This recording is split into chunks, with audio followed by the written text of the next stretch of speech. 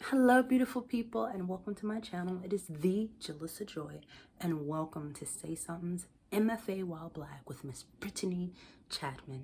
People, I had to bring her on because she is doing some amazing things. She and my fellow BIPOC alum and students and comrades, which is what I like to call allies, of the Actor Studio Drama School, which I also went to, they have come together and have decided to restructure the program by themselves. They took charge and they've created demands and they're not backing down from the university, and the university is working with them. And by university, let me say that better. The Actor Studio Drama School is really working with them to create a better program. Now, the Actor Studio Drama School is at Pace University, and it is also sanctioned by the Actor Studio. So these are all three separate institutions, three separate entities, and it's very important that you know that because they all have different moving parts and different functions, and it makes it an interesting journey when trying to do everything that we're all doing to have to deal with these three separate parts. So this is a really huge discussion, and we've broken it down, or I've broken it down into 6 parts. This first part is just the introduction. It is the most laid back of all of the 6 videos, and this is just to help you understand who Brittany is, who I am, how we know each other. It's to set the stage. Also, I have a blog post, and it's about all of this, but specifically from my perspective and from the different things that I've experienced as being an MFA student, a prospective MFA student, and the good, bad, disgusting things that I've encountered at the Actor Studio, Pace University, and the Actor Studio Drama School. And I think it's really, really important for students, if you're a prospective or current, to watch this. Also, if you want to do some things in your community, we're also going to be giving steps later on as to how this happened and how you can use these tools for you.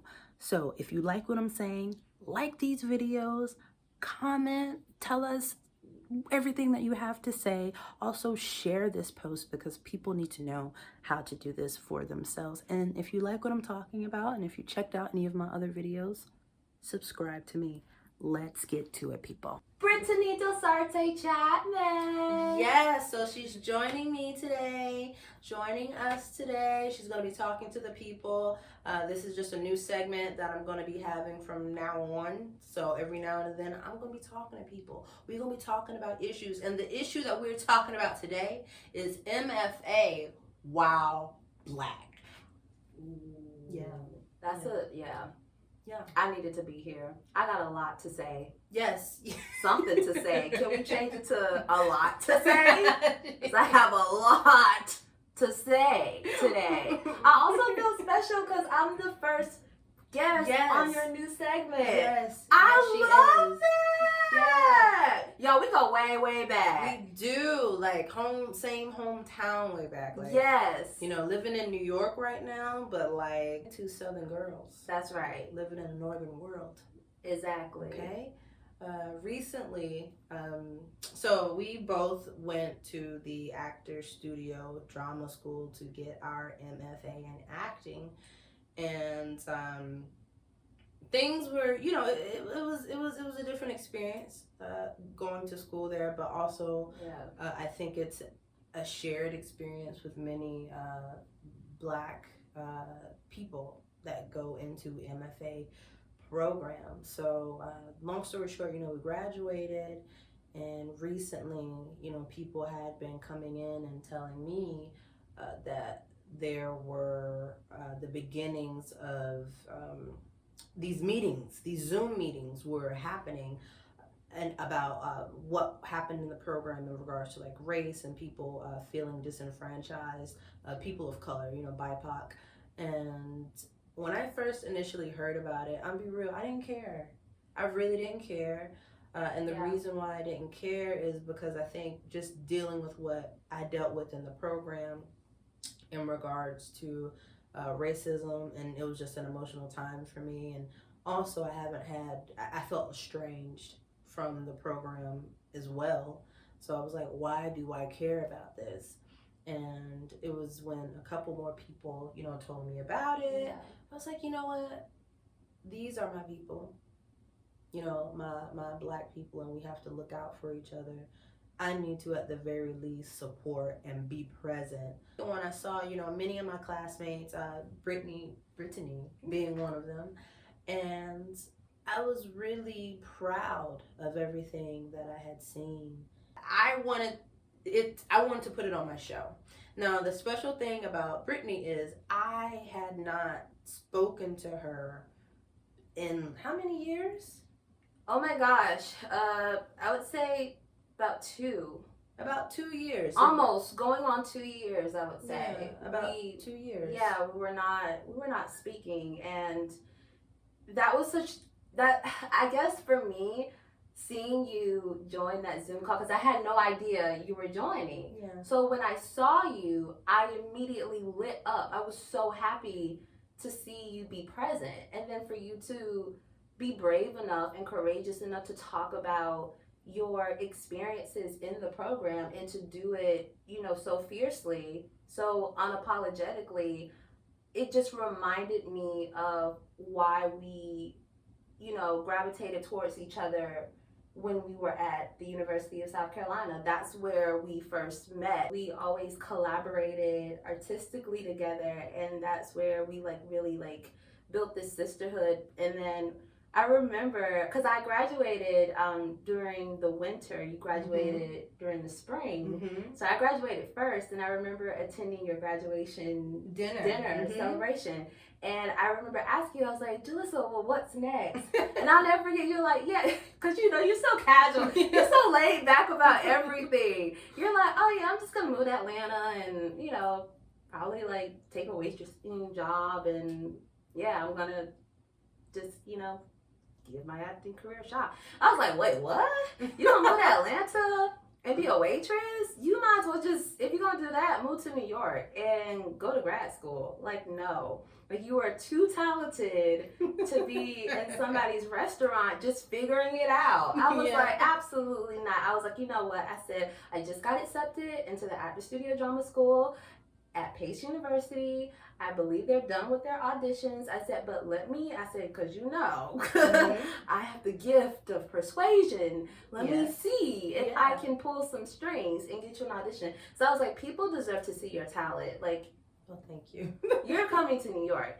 And sure enough, you auditioned. Sent in the video, and that was that. That, literally, I did not. So my MFA journey of auditioning is very special to most people because I never auditioned for any other program. My first and only audition, I was accepted into the Actor Studio Drama School. So, some people, they went through it. I did not. That wasn't my experience. Yeah, and I mean, that's just a testament to how talented you are. And I'm glad that they got an opportunity to see what I saw this whole time. And so when you said that you got it, I was ecstatic. I was like, oh my gosh, we're gonna be 2 Southern girls living in New York, doing our thing, going out getting our career. This is something we're gonna talk about on the red carpet when we get our first Tonys and Oscars and Academy Awards. Oh my god. And so we literally we joined forces, put our coins together because it's expensive. We did. And we moved. And of course I feel like whenever you're graduating from any, whether it's your undergrad or even graduate school, I feel like there's always this unique transition where you're trying to discover yourself, or you feel a little bit stuck somewhat. Mentally and emotionally, I was not taking care of myself because I thought that the solution was New York. I thought that that was the distraction, or that was the point of healing, going into this program because there's new scenery, and that would solve everything. And it really really didn't. And I didn't know how to articulate to you that I was not feeling okay. And I kept it in, and I know that perhaps those things came out in probably passive aggressive ways. They did. Yeah. They definitely did. Yeah. And I think on my end, it's sometimes you have to recognize that like you can't do anything. Yeah. You know? Yeah. Like you can't do anything about someone else's situation. Yeah. Yeah. You know, and sometimes you might not even realize that they're going through something. Even though we were not talking, I really did have you in mind, you and so many others that entered the program with us, because it was really like, even when we did bring those things up, they were swept under the rug. Mm-hmm. And I was so tired of this idea of our trauma being swept under the rug. Right. Like, we deserve a brave and sacred space to be able to express these things. And Mm-hmm. I remember just even the idea of like, why should I even get involved? Because you had that question, right? Yeah. I felt the same way. Because I'm Yeah. like, I also felt estranged from the program. I felt like I was able to adapt, and I didn't really have like a full-blown traumatic experience, but I did experience things that were racially unjust. Mm-hmm. That were, you know, I endured some microaggression from people, students, Yeah. faculty, you know, but overall I was like, it was other stories that really bothered me the most. You treat everybody equally, but also look out for your people. Mm-hmm. You know, when your people are encouraging you, believing in you, supporting in you, you know, you also, you know, take your hand and you extend to them too, and you lift them up. So there was always this principle of, look, you know, God made you, you know, special. You know, when he made you because you're special, but you're not so special to the point that you are better than everybody else. Correct. How did you get involved with the organizing of the Zoom meetings with the Actor Studio Drama School and Pace University? Yeah, and I'm glad that you let them know that they're somewhat separate. Mm-hmm. It just reminds me of this whole separate but equal thing. Isn't that interesting how these, like, there's even racial undertones in that?